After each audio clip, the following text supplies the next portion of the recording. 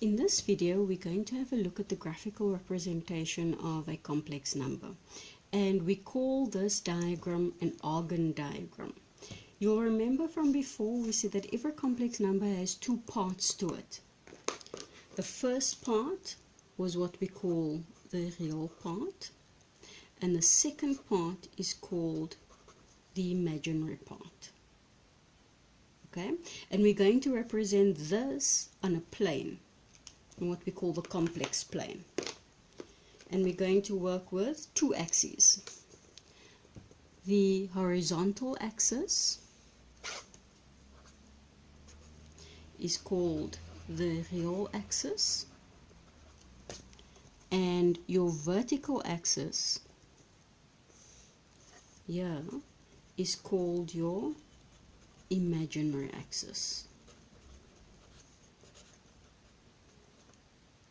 Okay, let's just put some numbers in here.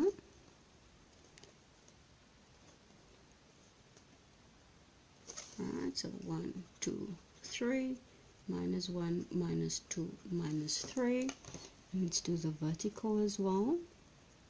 Let's just put in 1, 2, 1, 2.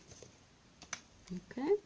Minus 1, minus 2, minus 1, minus 2. Oh, sorry, that must be plus. My mistake.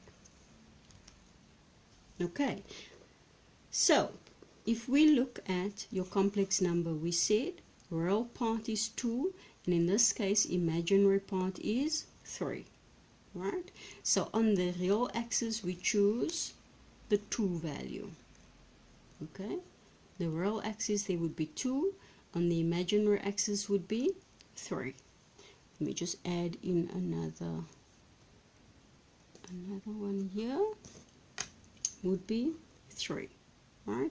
And if we join these two together, you join these two together here, this would be, let's use a different color.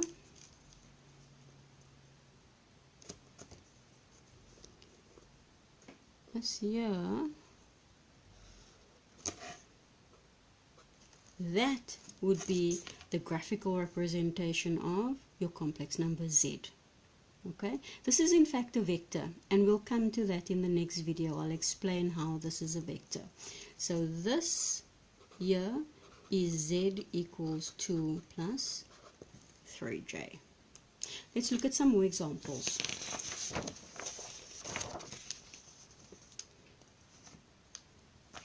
We have a complex number.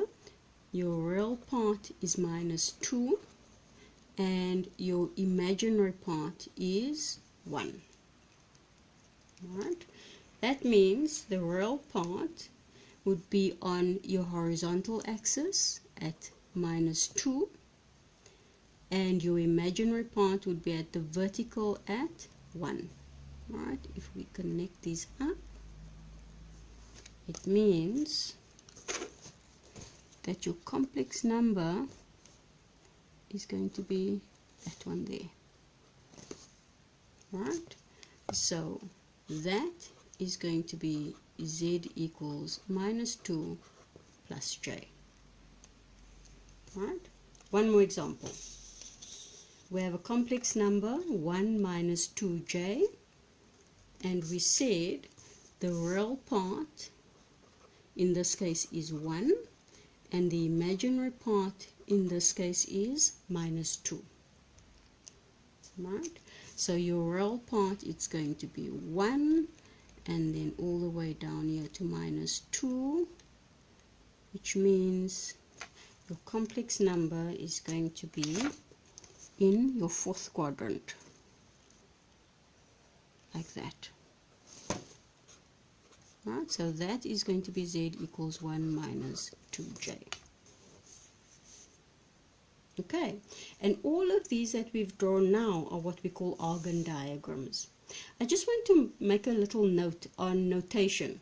You'll see here in number 3, well, in all of them, we broke up your complex number with the real part and the imaginary part.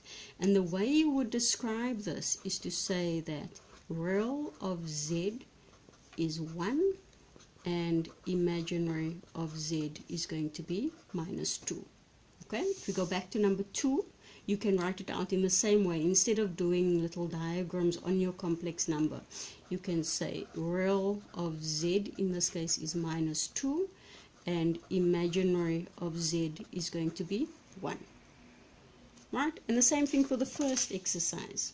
Our first exercise, we had the real part of z is 2 and the imaginary part of z is 3.